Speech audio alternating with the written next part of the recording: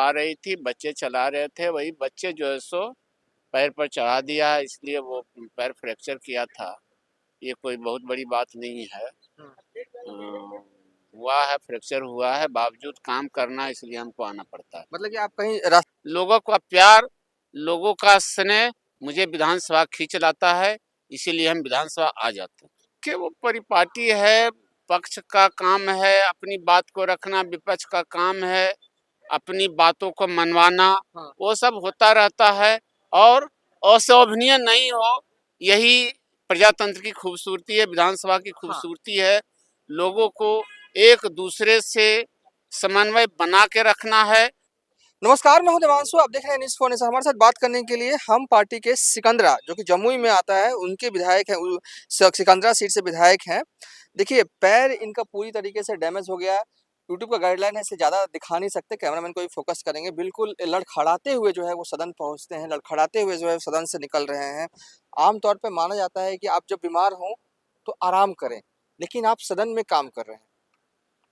देखिए, सदन जनता की समस्याओं का रखने का जगह है और हम इसलिए आते हैं क्योंकि जनता ने जो आशीर्वाद दिया है, कार्य करने के लिए जो संबल दिया है, उसी संबल को हम लोग यहाँ जो है सो उनको कार्य में परिणत करने के लिए आते हैं। उनके सवालों का, उनकी समस्याओं का निदान हेतु यहाँ रखते हैं और यहाँ से कार्य करवाते हैं। ये कैसे कैसे गिर गए थे कि मतलब कि कहीं घायल हो गए थे या किसी ने पीछे से अटैक कर दिया था? कुछ भी हो सकता है, विधायक हैं आप। वैसा कुछ नहीं है।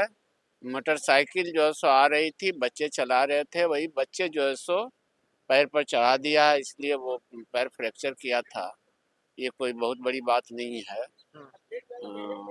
हुआ है, फ्रैक्चर हुआ है, बावजूद काम करना, इसलिए हमको आना पड़ता है। मतलब कि आप कहीं रास्ते में ही जा रहे थे तो मोटरसाइकिल सवार युवक ने, मतलब उसकी भी कोई गलती नहीं थी?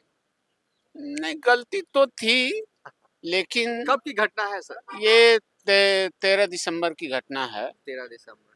तो जी डॉक्टर ने तो आपको रेस्ट करने के लिए कहा हाँ होगा? जी, रेस्ट करने के लिए कहा है।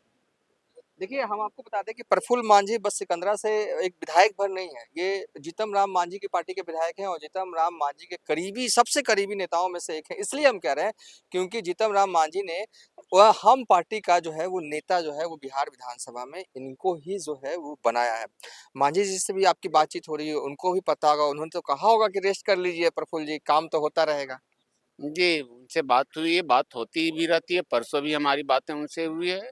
उन्होंने आश्वस्त किए हैं कि जब तक आप पूर्ण रूप से स्वस्थ नहीं हो जाएं, तब तक आप विधानसभा नहीं भी आएंगे, तो उसकी चिंता नहीं करनी है। कार्य होता रहेगा, कार्य की समस्याएं अनंत हैं, समस्याएं आती रहेगी, उसका सॉल्यूशन होता रहेगा। लेकिन स्वास्थ्य पहले है, स्वस्थ हो लीजिए, उसके बाद विधानसभा आइए।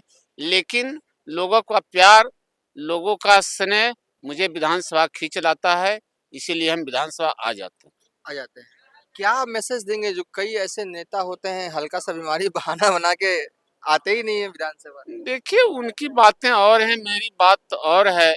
हम मजदूर हैं, मजदूर का काम है मजदूरी करना, और जब तक वो मजदूरी करेगा नहीं, वो संतुष्ट नहीं होगा। इसलिए जनता ने जो हमें अपना आशीर्वाद दिया है, हम अपने मजदूरी से उसे पूरा करेंगे। और यही मजदूरी है उनको आश्वस्त करने का, उनकी समस्याओं का निदान करने का। उनका क्षेत्र का जो भी सवाल है, हम विधानसभा में लाते हैं और विधानसभा उसका निराकरण करती है। क्या कहेंगे जो सदन में हुआ, परिषद में हुआ, उसको लेकर क्या कहेंगे? अवगत तो आप भी होंगे।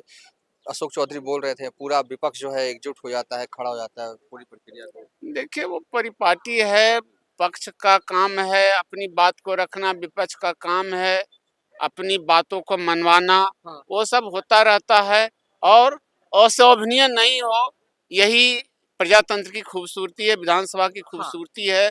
लोगों को एक दूसरे से समन्वय बना के रखना है। मनभेद मतभेद हो, मनभेद नहीं हो, यही विधानसभा का खूबसूरती है।